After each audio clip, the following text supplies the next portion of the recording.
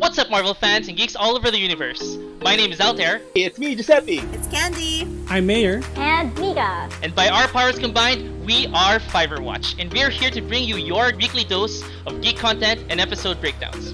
This week, we're gonna talk about Marvel's new show, The Falcon and the Winter Soldier. But wait! We're heading into spoiler territory, so if you haven't watched episode 1, well, it's on you because we're about to start in 3, 2, and 1. Take it away, guys! Alright. Brand new series. It feels like it's been so long since WandaVision, but it's only been 2 weeks. How did you guys feel? Oh, I am so hyped, man. I was like super stoked for this. Well, in fair, I got really hyped up with Disney Plus and Disney dropping off all the teasers that they had. So and being able to watch also the virtual launch via YouTube was really amazing because we got to get, a sneak peek into what's going to happen. We got to hear Anthony Mackie and Sebastian Stan, even Emily Van Camp. Try not to talk about any spoilers, but at least give us, a lot of excitement into knowing what's going to happen in Falcon and Winter Soldier. So I actually got really hyped up because I really love action films, so especially superhero action films. So I was really excited going into this. Well, same thing goes for me, but it's more of coming from the heels of WandaVision, which was super nice show.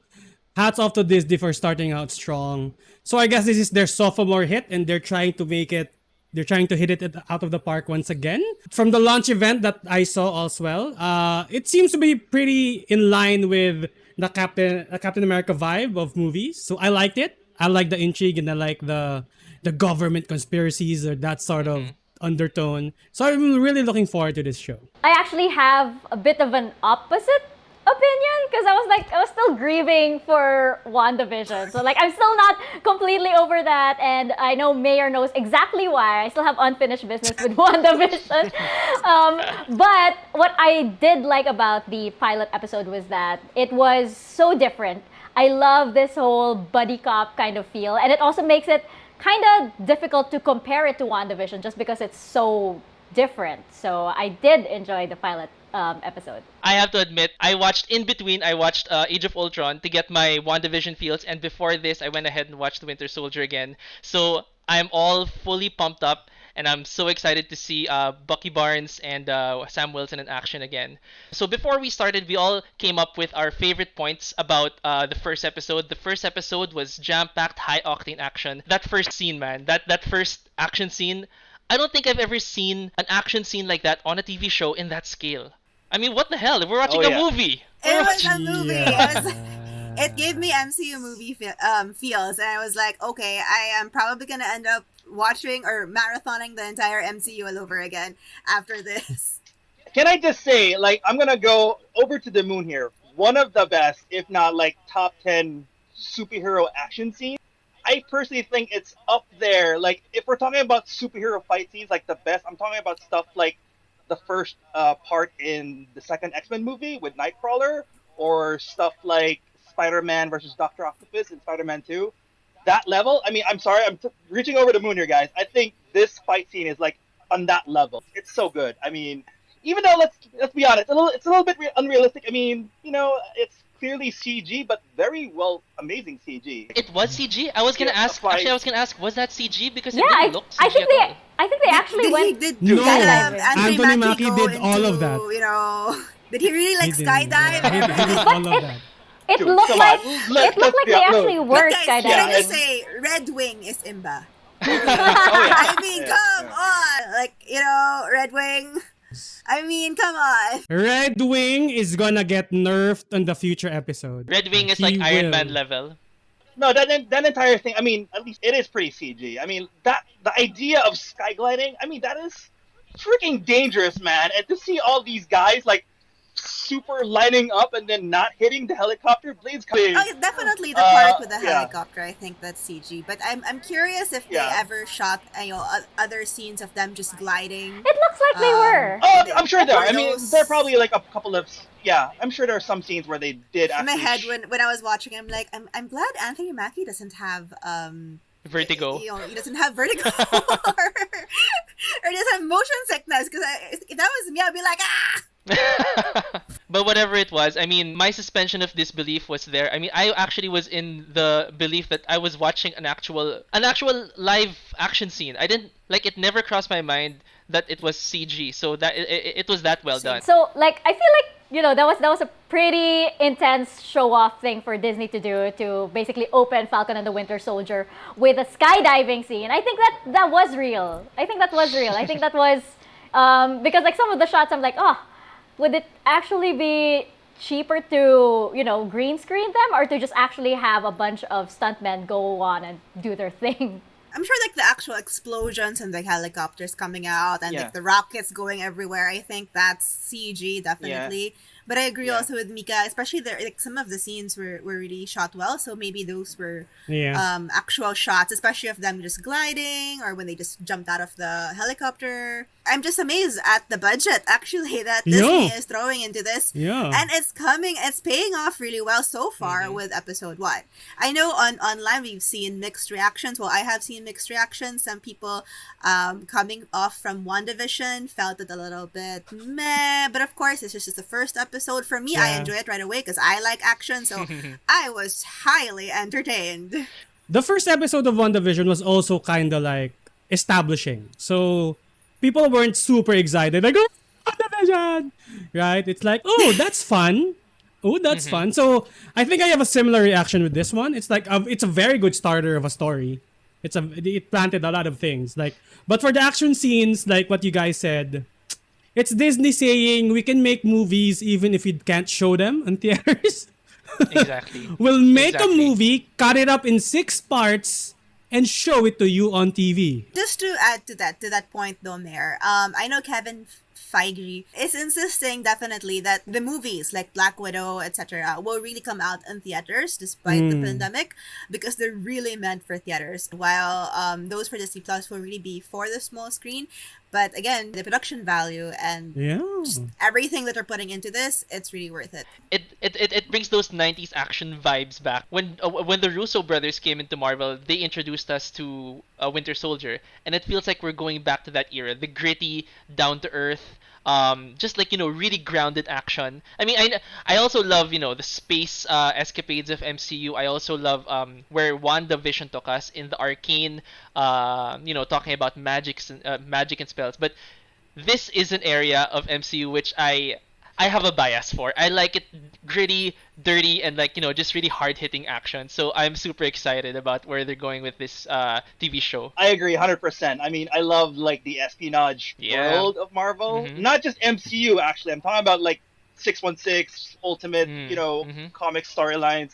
I think those were really cool. I mean, the fact that they really adapted the Ed Brubaker storyline for Winter Yep. Soldier really well, and they're like, you could tell, like if you read the comics, like the Captain America comics, there are some, hints and little teases of what we can expect in this show. So I'm looking forward. Yeah. So why don't we dive into it?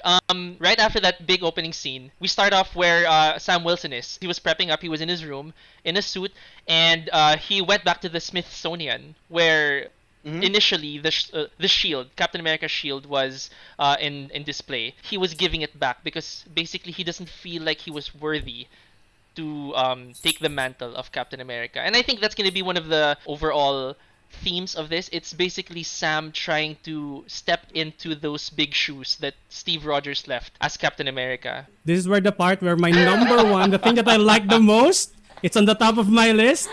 Okay, where it happened. Okay, it It didn't happen in happened. WandaVision, but it happened here. It Don happened. Cheadle just dropped. Okay, Don Cheadle, War Machine, it was there. And I like that he was all for like Sam. Like, Sam, are you sure you want to return it? Are you sure? Maybe you can hold it onto it for like a couple of weeks more. Maybe, yeah. It's basically you don't know where the shield is gonna go. Although Cap gave it to Sam, Sam doesn't want it. Or he feels like he doesn't Deserve deserve it. to hold it, right? And then you have Bucky, right? Who wants to redeem himself from all of the past stuff that he's done, Yeah. right? And that probably will be the biggest way that he can redeem himself, is to take up his best friend's mantle, right? So you don't know where the shield is gonna go. You have 6 episodes worth of like drama to hash out their trauma or their PTSD. Basically, it's PTSD. If WandaVision was grief, this is PTSD. Speaking of PTSD, what I really like also about how they're playing it out in Falcon and the Winter Soldier is they're addressing what happened after the blip. Exactly. So Yes. it's not just, okay, everything's back to normal, but we're actually seeing the emotions, the hardships that the ordinary people felt when everybody disappeared, and those who actually got left behind, how they had to survive, like the sister, like Sam's sister, how she had to survive for 5 years alone with 2 kids trying to raise just to keep everything afloat, including the business. We are seeing the emotional and the human side of the world of the MCU. True. So that's Exactly. actually what I like. It's not just, ooh, everything's okay, everything's back to normal, more flashy things. I have to say that that was for me like the most interesting part, because like shortly before that, like we were wondering, well, I was wondering, I'm like, how much do the Avengers get paid? I'm like, they can't do this like Right? for charity, and apparently they do, Yeah. and I'm like, as a freelancer, I'm like, Oh my God. you can't do that, and apparently at least Sam Wilson has been doing this for free, and like my brain, Yeah. my freelancer heart cannot, and so that was the most interesting part for me to actually see him try to apply for a loan. I'm like, Marvel, give me more of that adulting. Give us heroes filing for taxes, getting bank loans. I just feel like it just goes to show how we're aging. Yeah, because you've seen like Endgame and like Infinity War, and they're like Wakanda, right? Like high tech. Then you have Stark with his tech. And we never actually thought, did Stark actually try to give them stipends? What do they pay for like commuting? How do they commute? So, Exactly. like, Avenger these- allowance. Exactly. yeah. Like the Avengers allowance. Diba? Parang wala naman. They're- I'm surprised the government isn't paying. Yeah. But then again, They're not. But that kind of explains why they might be at odds, with whatever organizing bodies there might be, because it's like it kind of explains it too. It's like, oh, who is really your boss then? In that sense, if you're not actually getting paid and you're just doing this out of morality's sake. I like the realness that these shows bring. Like the superhero realness. Like we're really strong, but we're really poor. Something like that. Oh my god. we also see the themes of him trying to have a little maybe savior's complex a little bit. That's why his sister Yes. said that Yeah. he'll always come in and saving everybody, right? So that's a little, I think, the angle that's gonna come out, I think, in the future episodes. I like what the sister said, that because he got blipped, he got decimated, so he dusted, right? So after the sister finally found normalcy in those 5 years of it, here he comes back with all of these new ideas, right? And I like the line that she said that the family always accepted that you were always out there saving people. For her, the quarrel is not there. The quarrel is because we accepted that you are out there. Accept that we can fix things here, right? Yeah, that was the deal that they had Yeah. before, right? And then he's now starting to reintegrate himself. He feels like it's his obligation to, and maybe that'll play, like what Candy said, that'll play a huge part in also him trying to juggle, like, do I need to carry the shield or not? Okay, so we've been talking a lot about Sam. How about Bucky? I want to say the whole therapy scene, I love it for the sake of it plays like a very, very serious sort of like situation. Like, oh no, Sam's in trouble. And then later on, after the whole 3 rules thing, it's actually like, oh, actually, yeah, I followed the rules. Haha. Yeah. I really like that sort of, yeah. presentation they did there. The Winter Soldier is currently fun employed, right? I thought after Endgame he would get absorbed by either a black outfit in the government or some sort, but apparently he got pardoned. He had a lot of stipulations with the pardon. That's why he has a permanent psychiatrist, because his Right. trauma dates for like Yeah. 90 years of his life. Actually, Yeah. speaking of that, Mayor, and speaking of Man Out of Time, so I also like how they are portraying Bucky Barnes' realness right now, and really pointing that he's been fighting for 90 years, and he Yeah. hasn't had time for himself. So right now, it's like he doesn't know what to do with himself. You know, Yeah. like there's no more fight. Mhm. There's no more. Well, technically we don't know, but there's no more Avengers at the moment. We're seeming right now. So what is he supposed to do with himself, with his life, in a year Mhm. that he's supposed to be dead in? And so Yeah. we're seeing that struggle, aside from the nightmares he's having, aside from the therapy sessions he's forced to do, but we're seeing that struggle of him having to interact with people, being forced to just slowly open up. And I just like the parallels that we're seeing of that. Of course, that's extreme, but to people right now in the real world who also who have to figure out how to Mm. go out there and socialize and open themselves up and go through these therapy process. I like how Disney and Marvel, how they're addressing these issues and how they're approaching it. Yeah, I That's like really that. cool. I agree. I like that they I also agree. 100%. Yeah. they juxtaposition Steve and Bucky. Steve was also a man out of time, but sobrang the government like babysat him all throughout, right? So he had people to explain to him these changes. Whereas Bucky is like, okay, so you saved the world. We're not gonna imprison you anymore, But you're on but your own. you're on your own to figure things out. So there's a little difference in how their lives are moving, right? Yep. And Bucky Barnes dating in the current time and trying to figure it out what it is just fun to watch. It's just really fun. I really thought it was really Yeah, cute. it was- The fact that he brought flowers and like very old fashioned, like, oh yeah, flowers. I like how the old man just asked the girl like, "Hey, he likes you. He wants to take you out." And for Yeah, Bucky, who is so old fashioned, he's like, "What are you doing? That's not how you do things." There's a dance to this. There's a dance to There's this. a dance to this. And then the I old guy's haven't like, danced in years. the old guy's like, "You shut up." I do like the reveal later on in the episode of why this old man, I forgot his name, was so important. And that was just such a big moment. And it kind of like really shows how much Bucky is working through. I mean, the fact that he is, this is really weighing on his conscience so much, and you can really feel it, especially as he really goes out of his way to protect and make life better for this old man for a while. And you're wondering why he has this kinship with this old man, and when you realize what he did and how much that man loved his son, it was just so painful, and it was so powerful. And it's kind of like, when there's something terrible that happens, even to the best of us, even to superheroes, when you are responsible for something really, really bad, how on earth do you redeem yourself from it? It's very very heavy topics that 100%. they're covering. Actually, I think that's one of the things that stuck to me in this episode. It's heavy.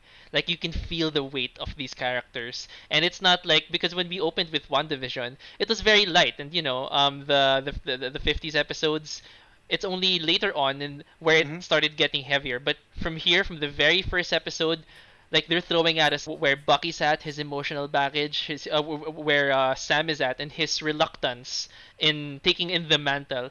It's a very character-driven show, and I know a lot of people are saying after that big action scene in the beginning, it got kind of slow, but I like it because I did. Yeah. it's real. I did. No, yeah, I love it. Yeah, I love the slow, like slice of life moment. I did. I Yeah. actually think that the heaviness in terms of the issues that they're addressing is all just wrapped up in a shiny package of action and special effects.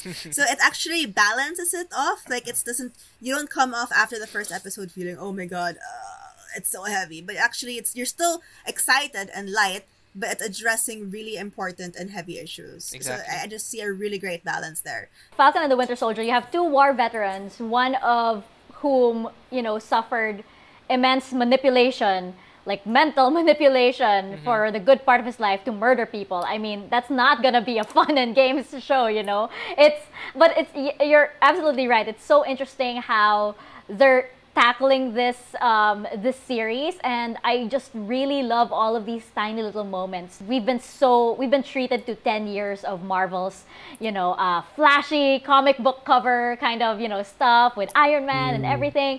We don't actually get to really know what these characters are struggling with, much like any other person on a long-term kind of basis. So you might see, okay, what they're struggling with within that movie, but like what about after that, and what about the people around them, how are they affected? So I like that the series that Marvel is coming out with is really exploring that, and it's part of building the universe. The universe isn't just these characters, it's everybody in that universe, so it's really really cool to see this direction.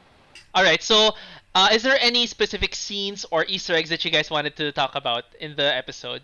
Actually, I want to talk about the villains, right? Because they showed a little bit about them. It's a them, not a person. Well, eventually it's gonna be to one person, which is gonna be Baron Zemo. But I like that they're fighting non-powered people. But there was a guy in the Flag Smashers, the guy wearing a mask, who was like beating Torres, and he was like, tell he's a little bit super powered. There was a scene at the end when he was reporting to Sam, and Torres, the guy, was like asking, so Sam, don't you think he is Super soldier. dot dot dot. Well, from what I know, because that organization, the one that did the whole flash mob bank robbery scene, they were called the Flags. Yeah, they were called the Flag Smashers, according to Torres. A Flag Smasher is actually a supervillain in the comics. He's like the anti-Captain America. So I wouldn't be surprised if they're gonna make this organization a group of superpowered or maybe even failed super serum experiments. It could be one of those things, and maybe that's what could lead into Baron Zemo. Speaking of Captain America, I guess we could talk about U.S. Agent John Walker. I can't wait to see how this character will be developed, because something tells me, like, from what we could tell right now, like, he is sort of being set up as an antagonist. Or maybe it's just gonna be another Evan Peters. No, wait, what? That doesn't. They put him there. No, but and it but means actually, what I nothing? liked about that scene, I liked how Sam took it at the end. A part of him was like, okay, I'm gonna get it eventually. I'm gonna get it soon when I'm ready. But now that the government's like, we can't wait for you, so we're just gonna get someone else, right? So when he saw that, I liked Anthony Mackie's acting at that point, wherein he's like, oh my god, I won't be able to hold the shield anymore. Yeah, what did I do? Yeah, I won't be able to hold it. Is it there could be two. Is it that, oh my god, it's not gonna be mine anymore, I'm not gonna be able to hold it, or oh my god, they are disrespecting Captain America with what they are doing? I think Probably it's both. A little bit bit of both. but I would think that at this point, like, well, Sam, he doesn't have any basis to feel that they are disrespecting Captain America by giving the shield right now. Like, he has no reason to think that. So I do feel like it was that, maybe that was supposed to be for me, but I didn't take it. I do like this whole reluctant hero kind of arc that they're doing. It's kind of like the whole Aragorn and the shards of Narsil kind of thing, except that now it's a shield instead of a sword. Is it though? Because John Wyatt's not an Avenger. So I don't know, that's just also why I was thinking it that way, that it might be a little, maybe the disrespect is not the right word, but it's like that's an Avenger. That's Captain America. He's an Avenger. He's a superhero. He's not just it's not just a costume that anybody can put on and strut around and pretend to be Captain America. Yeah, There's more to it. There's a right? symbolism It's not to it, yeah. The leadership qualities. It's the superhero-ness. It's still, that's why I felt that also could be what he felt at that moment in that last scene. So yeah, it could be a mix of both. Yeah. What I really like about it is because ever since, I mean, at least for me, Captain America's superhero power wasn't his serum, wasn't his extra strength, wasn't his extra speed. It was his leadership. For this show, they were saying there needs to be a Captain America. We need that symbol, and that's what Steve Rogers was. That's what Chris Evans was, actually. I mean, in the beginning, I was a little reluctant about him, but he grew into Captain America for me, for us, and even in the series, he became that symbol that unified everyone. But exactly why I feel that there's like a little disrespect or a letdown to that, because it's actually a parallel of the first Captain America movie, where at that time Chris Evans as Steve Rogers was just dressing up and strutting around and saying hi, hello to the to the military, to the army who's deployed, right? And he felt like he was just it's all for laughs. Yep. Because what am I? I'm just propaganda. I'm just some like a mascot that you're throwing. So I see that parallel coming into now with U.S. Agent John Walker. That's why it's like It's like, it feels like they're bringing the Captain America symbol back to the mascot, and that's where we left off 40 years ago when get that. Exactly. when Yeah. Steve Rogers decided to end his mascot days and actually fight a war and actually become a symbol of inspiration for a country. And I think that's why it stings. That's why it stings us because it's like we're going back to that. I mean, and No. Actually, I also want to add. I think you guys have a good point that it's kind of like emulating the whole Captain America in the '40s being a mascot, war propaganda kind of thing. But I also think it's kind of similar to Iron Man 3, where they made Rhodey War Machine into Iron Patriot. I think they're also going for that angle. Like we need, like somebody who is just like a guy who can lead us Okay, and also yeah. be a mascot. Essentially, he's a government tool. Yeah. And, He's gonna be a bad guy. Yeah. Well, that's what I said earlier. Harsh. I think it kind of I guess it kind of symbolizes also that like Sam is going to have to earn this. I guess not in the sense that like but more of like for himself, because if he feels like he's not he's not Captain America or something, we know that this eventually is going to lead up to that, or maybe it's Bucky. We don't know. It could, if he doesn't want it, maybe it could be passing it over to Bucky. But it's basically these two guys who have been through so much, just trying to regain their identity in a way, or really come into their own, because like it seems like Sam has always been answering to somebody. At the end of Endgame, Steve gave him the reins and said, it's yours now, and he doesn't quite know how to step into those shoes just yet. And of course, as we know, Bucky has been messed up for so long, and he's trying to come into that. So I think that the shield is going to be that kind of symbolism of like, Yeah. who are you really? Well, I have like one Easter egg. There was a part where Torres was asking where is Steve Rogers, and then Sam was like joking, like, In the "Oh, moon. I don't know," and Torres was like saying, "Could he be in the moon or something?" That is actually, I don't know if you know this, Altair, but this is a comic Easter egg where the Watcher, right? So the Watcher is this Marvel entity who watches Yes. every Marvel event in the Stan Lee, comics. right? And I think he's based in the moon, or there's like a Watcher based in the moon. I think it was Fear itself. The storyline basically where the Watcher died and Nick Fury replaced the Watcher. Original Sin. And Nick Fury stayed. Right. I'm sorry, Original Sin. And then Nick Fury stayed in the moon, right? I don't know if you remember that part. So I think it's a nod to the whole like Nick Fury watching over from the moon. It could be a nod to that because the current Watcher now is actually Bucky Barnes. He's the current Watcher. And long story short, the Watcher was assassinated, and then at the end of that story, someone had to be a Watcher, and then Bucky Barnes ended up being the new Watcher. I really doubt that they're gonna go that angle, but Oh no, I don't think so. It was just a little cute sort Yeah. of play on the whole where is Steve Rogers. I don't know. something I did want to mention is Torres, Lieutenant Torres. His name is Joaquin Torres. Mhm. He's actually a character in Marvel, and I don't know if I want to actually tell you Oh, guys is he? what it's gonna be. Maybe I'll hold on to that, but just watch out for him. What are you looking forward to in the next episodes? I'll start off. So what I'm actually looking forward to is actually finding and seeing what happened to Sharon Carter, to Agent 13, basically, Yeah. because she was one of the, characters that we've seen in the entire MCU who just basically got shoved to the side.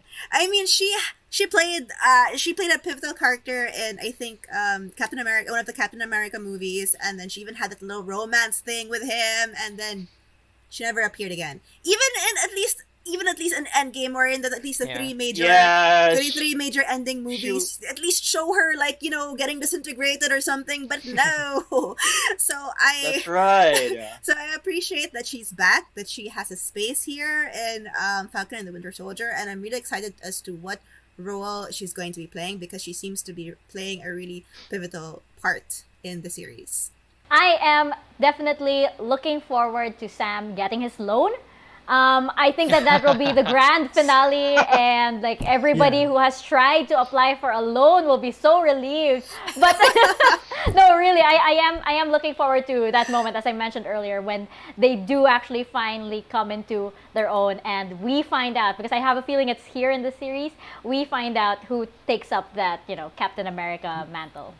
For me, I am looking forward to like the whole blueprint of the Marvel Cinematic Universe. I want to see like the hints of where are they going with this. At the same time, some dudes from the comics showing up will be a cool thing that I'm hoping to see. So we'll see. We don't know. I mean, I want to be surprised. Actually, I have three things. One is I really want to see the cap suit. I don't know who will wear it at the end, but there will no doubt be a new look for one of them. Okay, so I'm excited for that one. I want US Agent to have a deeper role, not just, he's a one-shot like mascot and then he's evil at the end, right? So I want him to be a little more ingrained in the plot of some sort, right? Maybe he's forced to join the two of them in certain missions for PR, and and then both of them will just like snark at him for like he doesn't know Oh my stuff about god. what we're doing. That would be Probably. I can great. see that happening. I would Right? love that. Yeah, so they're both babysitting him, right, for a mission. And finally, I want a scene where Bucky learns how to like do Tinder or something. like you have a scene where he's very versed in the dating scene already. Like he's so inculcated on it already. And that will be an ace in the hole for me. Plot twist. What if the Captain America shield gets taken up by Agent 13? I don't know. Ooh. Plot twist. I don't know because okay, just to point out, in the virtual launch, I had noticed that Emily Van Camp, who's usually very slender and svelte and whatever, she was so covered in her outfit, and she seemed a little beefed up. Even just the face area, and she really made sure to cover this. So I don't know. Maybe Can Might be like a Maybe. Natalie Portman kind of thing. You see her like, oh my Maybe god. I don't know. Yeah. I Or don't know. maybe- Yeah, I wouldn't be Goals, surprised. by I the way, would. goals. I am looking forward to seeing Sam Wilson in the current Captain America outfit, the red, white, and blue, but Falcon Captain America, and I can't wait to see that scene where Sam actually finally accepts himself that he's gonna step into the role, he's gonna step into the leadership mantle, and he's gonna lead the Avengers. He's gonna say assemble. That is gonna be a moment that I am looking forward to. He's going to get Anduril, Flame of the West. I know, and We shall see. We shall see. and then of course, for me, one of the main things I'm super looking forward to in this series, which we've seen a ton of in the preview material, is the banter. I just can't wait to see Sam Wilson and Bucky Barnes be beside each other in one room and just annoy the hell out of each other. I mean, for me, Yeah. this is what the show is about. This is what I'm looking forward to. And actually, Bucky Barnes and Sam Wilson aren't like close in the comics, but it just so happens that Yeah, they never it just were. happens in the MCU they have that connection, and that's a relationship that I really want them to explore, and I want to see how that unfolds. I think they explained that in the virtual launch too, that this series was actually born from the two actors, their camaraderie, their natural camaraderie, wherein they were just so fun on set, and apparently people loved working with them too. And then they had that cute little moment in Winter Soldier, was it, when Steve Rogers had the kiss with Sharon Carter, right? Yeah. And then they had that, that's my boo, that's my boy. That's my boy. That's my boy. And then can you move your seat up? No. No. Then he's gonna switch. And that was when Falcon and the Winter Soldier was born. Falcon Winter apparently. Soldier was born. So Yeah. yeah, that's exactly what I'm looking forward to. I wanna see them together. I wanna see Sharon Carter, like you said. I wanna see what they're gonna do with Baron Zemo's character. So much interesting stuff, and I'm sure anyone who's an MCU fan or anyone who's a comic fan is just salivating for where they're gonna bring these characters in the next few episodes. And like you guys said, this is just like watching the movies in our own homes. Marvel is bringing us like movie grade quality stuff. We're seeing action scenes that we would have seen only in the movie house, right in the comfort of our homes, and it's just top notch, and I am so looking forward to everything that they have in store for us. Of course, it's the second installment in Disney Plus's series, and they have not let down. So far, guys. I mean, we'll see. We don't know if Loki's gonna be good. I mean, I'm hoping it's gonna be good. Be optimistic, Don't G. go there, dude. Be Don't go optimistic, there. I G. know. I mean, come Yeah. on. Come on, no. You see how I know. quickly me and Candy rushed to like Loki. Up in I arms. know. I know. Up in arms. Super excited about everything that's gonna happen, and if you guys have any comments, any theories, any things that you guys spotted that we didn't notice, please comment in the comment section down below. Thank you guys for watching. We'll see you in the next episode. Once again, this has been Altair, Giuseppe. Candy. Mayor. And Mika. and we'll see you in the next one. Peace.